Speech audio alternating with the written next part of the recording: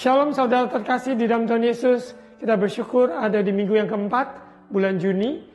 Kita yakin dan percaya Tuhan yang sama, dahulu, sekarang, sampai selamanya, yang tetap menyertai saudara dan saya. Mari kita siapkan hati untuk menerima kebenaran firman Tuhan. Mari kita berdoa. Bapa, kami sungguh bersyukur Engkau tidak pernah membiarkan ataupun meninggalkan kami berjalan sendiri. Firman-Mu senantiasa adalah pelita bagi kaki kami dan terang bagi jalan kami. Allah Roh Kudus, urapi setiap maupun pemberitaan firman ini, sehingga setiap umat-Mu yang mendengarnya juga mendapatkan kekuatan yang baru, semangat yang baru. Urapan Tuhan turun atas kami semua, jadikan semua kami pelaku firman-Mu. Di dalam nama Tuhan Yesus, amin. Saudara terkasih dalam Tuhan Yesus, di seri jurnal kita ada di minggu yang keempat ini. Saya akan sampaikan dengan judul Suara Pengbalan, 12 batu peringatan. Kita sadari di mana jurnal adalah catatan pribadi, perjalanan apa yang Tuhan kerjakan dalam hidup kita, apa yang kita sudah alami, apa yang kita saksikan, dan doa-doa yang kita ungkapkan dalam catatan pribadi tersebut. Itu disebut prayer journal, bahkan Bible journal, ayat-ayat Alkitab yang menjadi rema dalam hidup kita, dalam musim-musim kehidupan menghadapi peristiwa, masalah yang ada. Dan respon kita terhadap firman tersebut, itulah kemenangan kita. Dan dalam perjalanan kita juga ada merefleksi diri, dan kita merenungkan, ada pencerahan yang kita terima, enlightenment, semua itu adalah bagian di dalam perjalanan hidup yang tercatat dalam catatan tersebut. Jadi jurnal kita mempunyai tujuan, bukan hanya untuk diri kita, untuk mengevaluasi ataupun melihat sejauh mana Tuhan membawa kita. Tetapi kita harus mengerti bahwa hidup kita tidak sebatas selama di bumi ini. Bahwa Tuhan sudah siapkan yaitu kehidupan kekal bersama Dia untuk selamanya. Dan apa yang kita tinggalkan bagi generasi, bagi anak, cucu, bagi generasi, bagi orang-orang sekitar kita ketika kita tidak ada. Dan biarlah catatan jurnal tersebut yang ada dalam tercatat pemikiran, perasaan, semua yang tertuang, yang tertulis tersebut, itu menjadi bekal, menjadi bagian bagi generasi berikutnya. Untuk mereka membangun di atasnya, untuk mengingat karya Tuhan, kebesaran Tuhan yang terjadi. Jadi dari jurnal yang personal tersebut, itu dapat menjadi berkat khususnya bagi keluarga yang diwariskan untuk sungguh-sungguh berjuang dalam iman, dalam pengharapan, dan tidak putus asa di dalam kehidupan ini, tetap setia melayani Tuhan. Dan kita yakin percaya jurnal pribadi yang tercatat tersebut itu akan mewarnai maupun memberikan jejak-jejak bagi generasi berikutnya. Bagaimana generasi yang kita hidupi saat ini menjadi bekal buat generasi berikutnya untuk mereka memandang ke masa depan. Karena hidup ini tidak bisa terpisah dari sejarah. Apa yang sudah terjadi itu menjadi sebuah batu. Apakah batu peringatan, batu lompatan, batu yang menjadi sebuah ikon dalam kehidupan perjalanan kita. Ingat tentang Tuhan. Jadi kalau kita lihat di jalan-jalan ataupun di kota, ada batu peringatan maupun monumen, dan semua itu adalah mengingatkan bahwa kota ini ada pahlawan ini, ada pahlawan itu, maupun ada kejadian-kejadian tertentu yang menjadi sebuah peringatan bagi penduduk kota tersebut. Jadi setiap kota mempunyai ciri khas batu peringatan yang ada, dan juga dalam batu peringatan tersebut itu akan menggambarkan, melukiskan apa yang terjadi di masa lalu yang menjadi sebuah batu menghadapi hari esok dari kota tersebut. Untuk itu kita sebagai orang percaya, kita ada sebagaimana ada karena Tuhan sudah mengerjakan yang di masa lalu dan mengerjakan di hari ini, dan mempersiapkan kita bukan hanya sebatas umur kita berada, tetapi yang kita wariskan, yang kita tinggalkan bagi generasi berikutnya setelah kita. Ya, selama kita masih di bumi ataupun setelah kita tidak ada, maka kita terus menceritakan siapa Tuhan, kebesarannya, dan apa yang telah Dia lakukan, maupun dalam hidup kita, dalam keluarga kita, dalam kota kita, bangsa kita, itu menjadi batu peringatan. Jadi batu peringatan ini kita ambil dari kitab Yosua. Kitab Yosua, kita sadari bahwa Yosua adalah pemimpin yang Tuhan pilih untuk menggantikan Musa ketika Musa sudah dipanggil, sudah meninggal, sudah dipanggil Tuhan.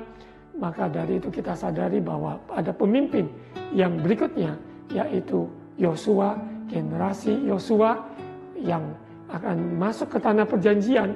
Mereka harus melewati yaitu sungai Yordan. Dan kita sadari bahwa setiap generasi mempunyai tantangan, keunikan sendiri yang dihadapi pada zaman tersebut, pada waktu tersebut. Begitu pula kita pada zaman digital, sosial media yang begitu semarak, keberadaan yang ada di dunia ini saat ini, kita mempunyai tantangannya sendiri yang harus kita kembali ingat tanda-tanda, yaitu batu peringatan yang sudah Tuhan kerjakan di masa lalu. Itu menjadi sebuah modal buat kita hari ini, bahwa Tuhan juga akan kerjakan hal perkara-perkara yang luar biasa dan bahkan lebih luar biasa. Karena batu-batu tersebut adalah batu-batu peringatan, mengingatkan kita kembali siapa Tuhan dan apa yang Dia telah lakukan. Yosua dalam perjalanan dia tidak mudah, karena pemimpin Musa yang begitu karisma, begitu luar biasa dipakai Tuhan. Ada 10 hukum Allah, perintah Tuhan yang disampaikan, hukum Taurat yang ada, dan terus dilanjutkan oleh Yosua ketika mereka ada di padang belantara, dan generasi yang sebelumnya mereka mati di padang gurun karena mereka juga komplain. Ya, Tuhan sudah menyediakan mereka mana, burung, daging burung dan sebagainya, namun mereka tetap tidak puas. Ya, karena Tuhanlah sesungguhnya yang dapat memuaskan hidup seseorang, hidup manusia. Dan generasi yang baru bangkit, Yosua dan Kaleb Tuhan pakai untuk membawa umat Tuhan generasi baru ini. Kita lihat di Yosua pasal 4, ke-12 batu peringatan. 12 batu peringatan ini, setelah seluruh bangsa itu selesai menyeberangi sungai Yordan, berfirmanlah Tuhan kepada Yosua demikian. Karena Yosua adalah pemimpinnya, di mana Tuhan yang memberikan arahan lewat pemimpin. Pilihlah dari bangsa itu 12 orang, seorang dari tiap-tiap suku, dan perintahkanlah kepada mereka demikian, angkatlah 12 batu dari sini, dari tengah-tengah sungai Yordan ini yang mereka nyeberangi, dari tempat berjejak kaki para imam itu, bawalah semuanya itu ke seberang, dan letakkanlah di tempat kamu akan bermalam nanti malam. Kita sadari dalam perjalanan mereka, yaitu para imam, pemimpin yang sudah ditempatkan, Yosua, para imam yang ditempatkan, semuanya mempunyai peran yang ada, yaitu membawa umat Tuhan lebih dekat pada Tuhan. Dan kita sadari bahwa kehidupan kita ya tidak bisa terlepas dari arahan bimbingan ya, dari pemimpin-pemimpin rohani kita, Bapak Ibu rohani kita, orang tua kita yang Tuhan pakai untuk memberikan support bagi kita, kakak-kakak rohani dan sebagainya. Itu adalah pemimpin-pemimpin yang Tuhan percayakan. Dan kita di mana kita sadari juga bahwa batu peringatan ketika mereka menyeberangi sungai Yordan, ini juga 12 batu ini yang akan diambil oleh setiap suku. Karena bangsa Israel terdiri dari 12 suku, menggambarkan bahwa satu batu tidak cukup, tetapi 12 batu ini sebuah keutuhan dari sebuah keluarga, sebuah bangsa maupun sebuah komunitas, di mana 12 ini ada kesatuan, ya.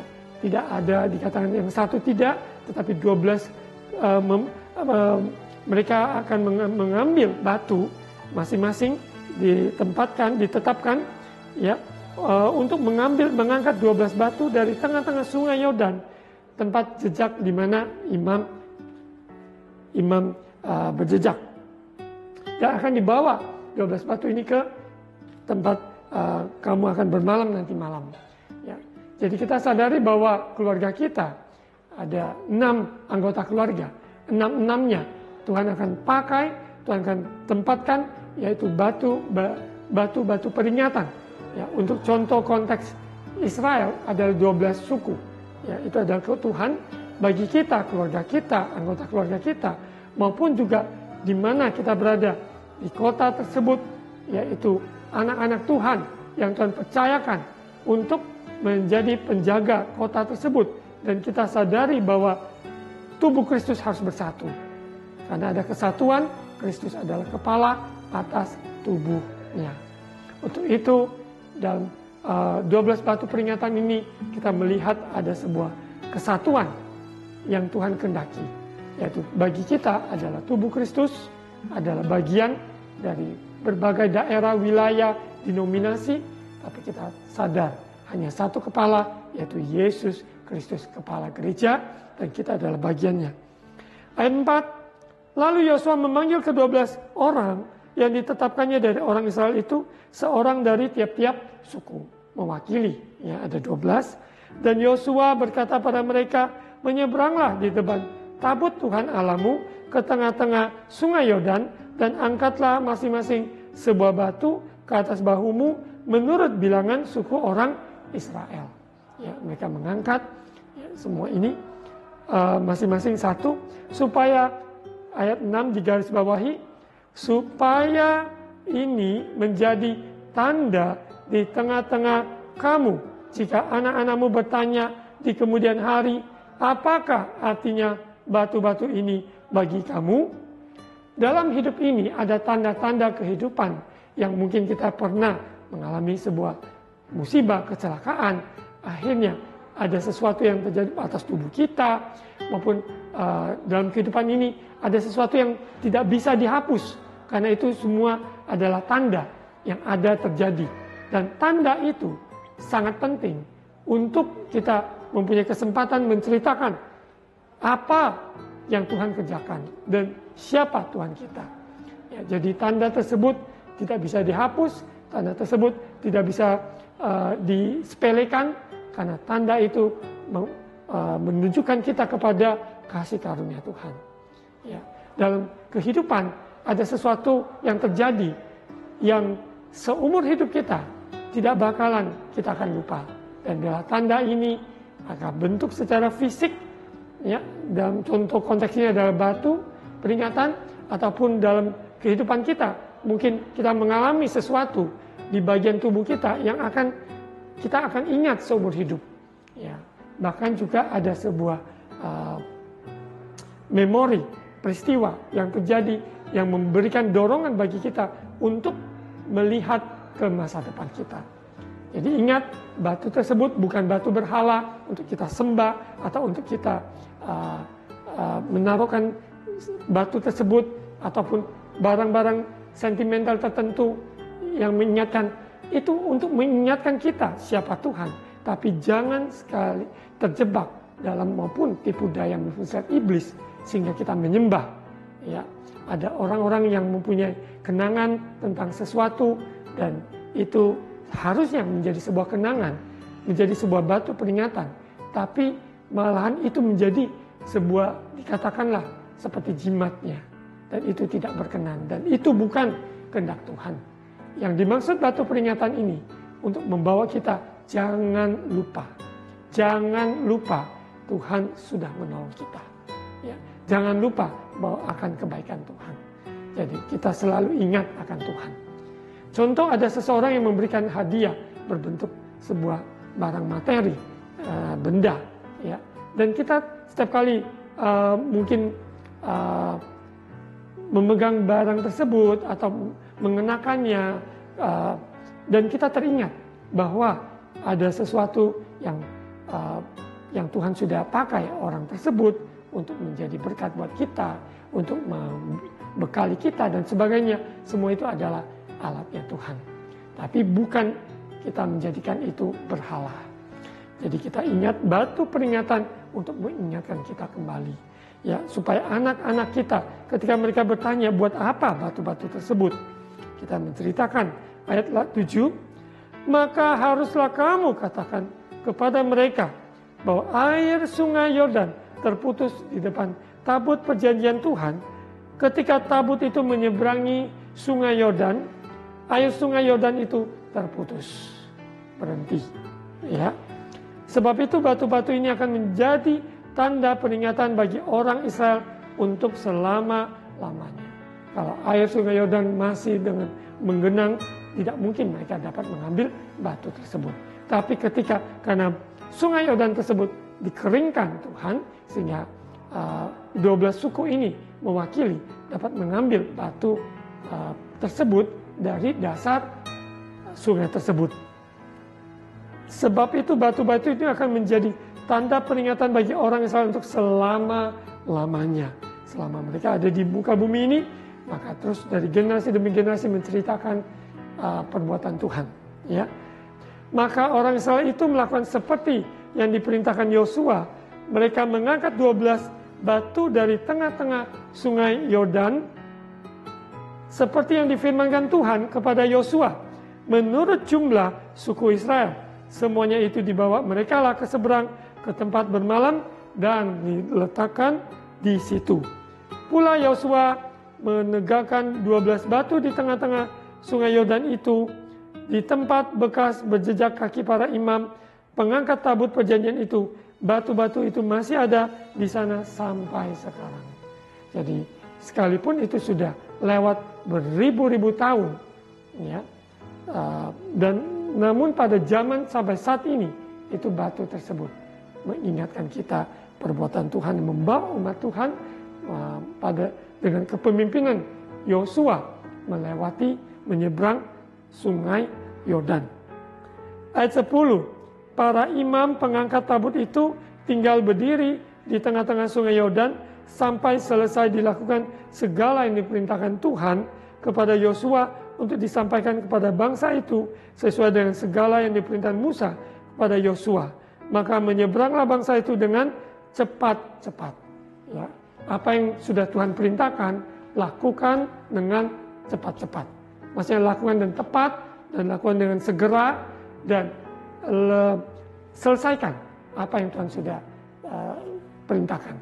Jadi apapun itu yang Tuhan sudah perintahkan untuk melakukan sesuatu, ya, dari tindakan ketaatan kita, bahwa kita percaya apa yang Tuhan perintahkan tersebut, supaya kita ingat apa yang Tuhan kerjakan itu dari generasi demi generasi yang berlalu. Di ayat 11, ketika seluruh bangsa itu selesai menyeberang, maka menyeberanglah tabut Tuhan serta para imam di depan mata bangsa itu. Juga Bani Ruben, Bani Gad, suku Manasye yang setengah itu menyeberang dengan bersenjata di depan orang Israel itu, seperti yang dikatakan Musa kepada mereka. Kira-kira 40.000 orang yang siap untuk berperang menyeberang di hadapan Tuhan di kedataran Yeriko untuk berperang. Karena kita menyeberangi sungai Yordan dan kita sadar di depan ada peperangan yang harus dimenangkan, kota yang harus direbut, ya, Yeriko dan sebagainya. Ada hal-hal tugas di depan kita. Kita harus belajar dari ketaatan di mana Tuhan memberikan arahan perintah lewat pemimpin yang ada. Ya, ketika mereka sudah lakukan ini, karena di depan mereka ada yaitu kota Yeriko yang nantinya kita saudara akan baca di pasal yang ke-6, jatuhnya Yeriko. Ya. Ayat 14, pada waktu itulah Tuhan membesarkan nama Yosua di mata seluruh orang Israel sehingga mereka takut padanya seperti mereka takut pada Musa seumur hidupnya. Saudara bisa di bold di ayat 14. Kalau Tuhan yang memilih saudara, menunjuk saudara sebagai pemimpin, sebagai sebuah yang dipertanggungjawabkan, maka kita sadari juga bahwa Tuhan sendiri akan menyatakannya, bahwa tanda-tanda menyertai kita. Bahkan mereka dari sebuah generasi ke generasi, dari estafet yang ada, itu tidak mudah. Ya, perpindahan dari sebuah pemimpin yang lama dan pemimpin yang baru, semuanya kalau butuh kasih karunia dalam masa transisi yang ada. Dan Yosua dalam kepemimpinannya yang tentunya punya gaya ya, ataupun kepribadian yang mungkin saja bisa berbeda dengan Musa, itu tidak masalah. Namun ketaatannya pada perintah Tuhan itu harus sama. Kesungguhannya, kedekatannya dengan Tuhan, itu yang harus kita kejar. Jadi seorang pemimpin atau pemimpin, gayanya bisa berbeda, kepribadiannya bisa berbeda. Tapi Tuhan yang sama memilih orang tersebut, maka Tuhan juga akan menyertai dia. Jadi Tuhan sendiri mengangkat Yosua, karena kalau dibandingkan, Yosua bisa saja minder, merasa aku dan Musa sangat jauh, ya, secara banyak hal sangat berbeda. Ya, namun karena Tuhan yang memilih, maka Tuhan kasih karunia-Nya juga melingkupi dia, sehingga dia juga diangkat oleh Tuhan. Sehingga orang-orang takut pada Yosua juga. Maksudnya hormat, mereka mau dengar-dengaran. Jadi tidak membanding-bandingkannya dengan Musa, tapi mereka menghormati Yosua. Ada apa adanya, ya, karena Tuhan yang memilih dia. Ayat 15, berfirmanlah Tuhan pada Yosua demikian, perintahkanlah para imam pengangkat tabut Allah itu supaya naik dari sungai Yordan. Maka Yosua memerintahkan pada para imam itu, demikian keluarlah dari sungai Yordan. Ya, tadi mereka masuk di sungai Yordan dan mereka menyeberangi, dan kita sadari bahwa mereka diminta Tuhan untuk keluar dari sungai Yordan. Ketika para imam pengangkat tabut perjanjian Tuhan itu keluar dari tengah-tengah sungai Yordan, dan baru saja kaki para imam itu dijejakkan di tanah yang kering, maka berbaliklah air sungai Yordan itu ke tempatnya dan mengalir seperti dahulu dengan meluap sepanjang tepinya. Ya, jadi yang mereka sudah menyeberangi, mereka lewati, ada waktunya, maka hal tersebut akan kembali kepada yang semulanya, yaitu meluap dengan air. Untuk itu penting sekali kita dengar-dengaran arahan Tuhan, pemimpin rohani yang Tuhan tempatkan pada zaman itu, sehingga kita dapat mengikuti gerakan arahan yang Tuhan taruhkan, sehingga kita dapat melewati, menyeberangi sungai Yordan, dan kapan waktunya ya, kita keluar dan sebagainya dari sungai Yordan, dan kita di tempat yang seberang, ya, karena kita sudah menyeberang. Ayat 19, bangsa itu telah keluar dari sungai Yordan pada tanggal 10 bulan pertama, dan mereka berkemah di Gilgal di batas timur Yeriko. Ya, karena kita sadari nanti di Gilgal itulah penyunatan, di mana consecration, bahwa kita harus dipisahkan, dikhususkan, consecrate, ya, dikhususkan bahwa hidup ini, karena Tuhan sudah membawa kita keluar dari Laut Teberau dan juga ada di Sungai Yordan, kita menyeberang, dan dalam perjalanan ini sebelum kita masuk ke Yeriko, yaitu kita harus sungguh-sungguh sadari bahwa Allah yang kudus, Dia menghendaki kita kudus, ya, kudus dalam segala hal maupun dalam keutuhan hati kita sepenuhnya, mengkuduskan diri kita di hadapannya. Kita bersyukur dalam hidup, dalam zaman kasih anugerah Tuhan, darah Yesus yang tercurah di atas Kalvari mengalir buat mengampuni dosa kita. Merah seperti kirmisi, namun kita menjadi putih seperti salju. Kita tidak hidup dalam tuduhan dakwaan, tapi kita hidup dalam kasih anugerah Tuhan yang membawa kita kepada pertobatan sejati. Itu di Gilgal sebelum mereka masuk ke Yeriko. Karena Yeriko tembok yang besar, tembok yang mereka begitu kuat, bagaimana mungkin bisa mengalahkan kalau bukan Tuhan sendiri yang berperang menggantikan mereka, ya, dengan sesuai arahan dari Tuhan, sehingga Yosua sebagai pemimpin peka dan mendengarkan dan melakukan, membawa seluruh umat Tuhan Ya, mereka menyeberang, mengelilingi Yeriko sesuai arahan setiap hari sekali sampai hari ke-7 7 kali, dan mereka meniupkan trompet dan sebagainya, semua sesuai dengan arahan Tuhan karena mereka mau dengar-dengaran.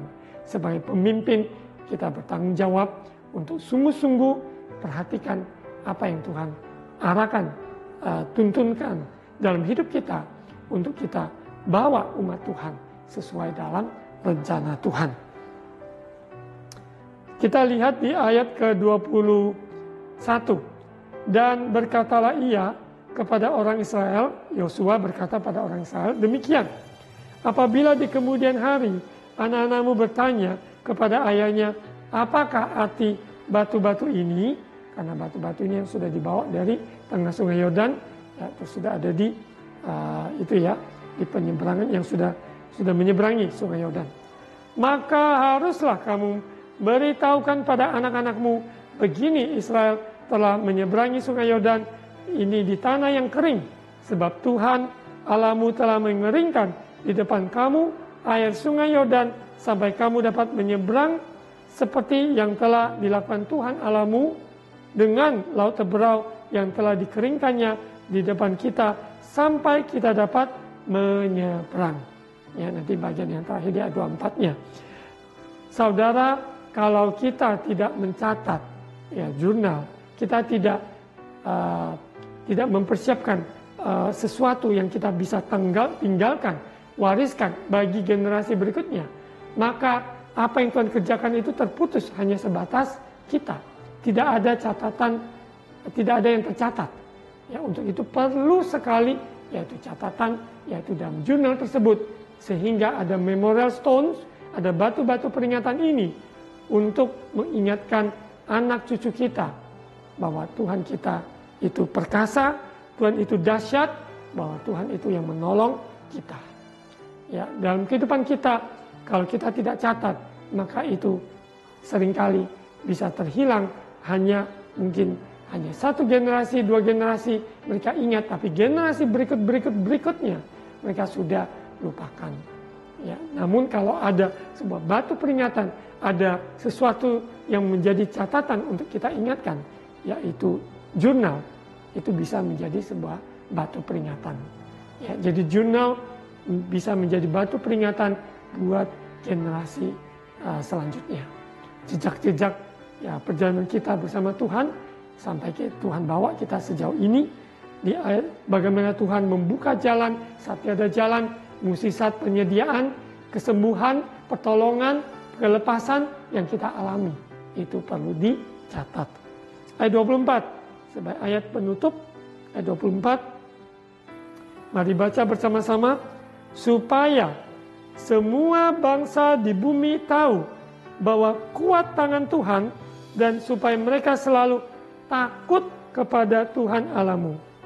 Ya, jadi yang di sini katakan tujuan 12 batu peringatan dalam konteks Israel ataupun dalam hidup kita, batu peringatan dalam bentuk tanda yang di dalam hidup kita, sesuatu yang pernah terjadi ataupun sesuatu peristiwa, ya, itu menjadi catatan yang tercatat di dalam jurnal tersebut.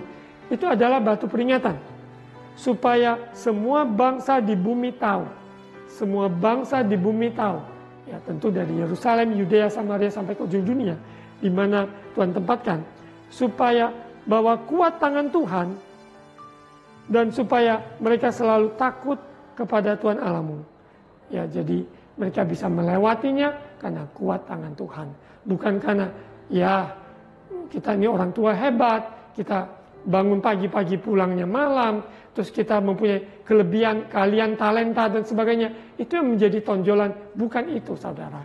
Tapi tangan Tuhan yang kuat, yang melatih kita berperang, membawa kita dari melewati, dari kasih karunia pada kasih karunia, kekuatan pada kekuatan, kemuliaan pada kemuliaan, melewati sungai, melewati api, apapun yang terjadi yang sudah kita lewati.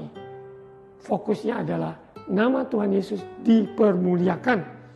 Dan dengan nama Tuhan Yesus dipermuliakan, tidak seorang pun mencuri kemuliaan Tuhan karena aku hebat, karena aku bisa, karena aku bekerja lebih keras. Bukan, tetapi karena kasih karunia di dalam hidup kita cukup bagi kita, dan kita bergerak berjalan karena kasih karunia tersebut, dan membuat hati kita tidak tahan hanya kecuali takut akan Tuhan, menghormatinya bukan karena takut dihukum, tapi takut akan Tuhan dengan arti menghormati Dia, menyenangkan apa yang menyenangkan Dia, melakukan apa yang menyenangkan hatinya, membenci apa yang Dia benci. Tuhan membenci dosa, tapi Tuhan mengasihi pendosa. Jadi hidup kita ada batu peringatan, yaitu catatan yang ada dari generasi berikutnya ke kita dan seterusnya. Itu akan menjadi bekal bahwa untuk kemuliaan nama Tuhan. Baik itu catatan pribadi keluarga, pribadi maupun juga sebuah kelompok komunitas, pelayanan, ibadah, semua itu adalah bagian dari catatan sejarah. Ya, terpujilah nama Tuhan, saudara. Saya mendorong saudara mengambil sebuah buku yang sederhana menjadi catatan pribadi saudara. Apa yang Tuhan kerjakan, ucapkan, rema, penglihatan, mimpi yang saudara terima selama ini, itu dari hari demi hari dikumpulkan, dicatat, dan itu akan menjadi warisan, menjadi pusaka bagi generasi berikutnya. Ya, mari kita berdoa. Bapa, terima kasih di mana catatan yang ada sehingga kami juga dapat membaca Alkitab, apa yang Tuhan sudah ilhamkan bagi hamba-Hamba-Mu yang Tuhan pakai pada zaman yang berbeda, dan Alkitab tersebut ada di tangan kita saat ini yang dapat kami baca kapanpun, dan itu semua biarlah menjadi rema Roh Kudus yang mengurapi kami sehingga memberikan pengertian yang benar, mengerti firman Tuhan dan melakukannya. Dalam batu peringatan ini biar catatan pribadi kami menjadi bekal buat generasi berikutnya. Yesus, Engkaulah penyembuh, Engkaulah pelepas, Engkaulah kekuatan, Engkaulah sukacita abadi dalam hidup kami. Biarlah umat-Mu dalam keberadaan yang tantangan hidup yang ada, yang menghimpit mereka. Hamba-Mu percaya dan ucapkan berkat bahwa Engkau yang membuka jalan saat tiada jalan. Biarlah kami senantiasa ingat kasih-Mu, ingat pengorbanan-Mu, ingat perbuatan-Mu, membuat kami meresponi dengan hormat takut akan Tuhan. Berkati umat-Mu Tuhan dimanapun berada, maupun berkati bangsa negara kami Indonesia, pemerintahnya ada, bahkan rencana pilkada di penghujung tahun ini, di bulan November, Tuhan juga sertai, berikan roh takut akan Tuhan atas pemerintahan kami dan juga semua rakyat. Berkati gereja-gereja Tuhan bersatu, Yesus adalah kepala gereja, kami adalah bagian dari tubuh Kristus. Biarlah kegenapan suara Tuhan atas umat-Mu Tuhan didengarkan dan dilakukan untuk mempersiapkan umat Tuhan yang dewasa dan takut akan Tuhan maupun menjelang kedatangan-Mu yang kedua kali. Terima kasih Bapa.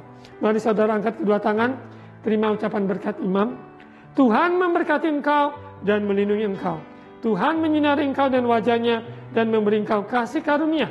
Tuhan menghadapkan wajahnya kepadamu dan memberi engkau damai sejahtera. Terimalah berkat kasih karunia dari Allah Bapa, cinta kasih dari Tuhan Yesus, persekutuan Allah Roh Kudus menyertai kita semua hari ini sampai Maranatha, Yesus datang kembali.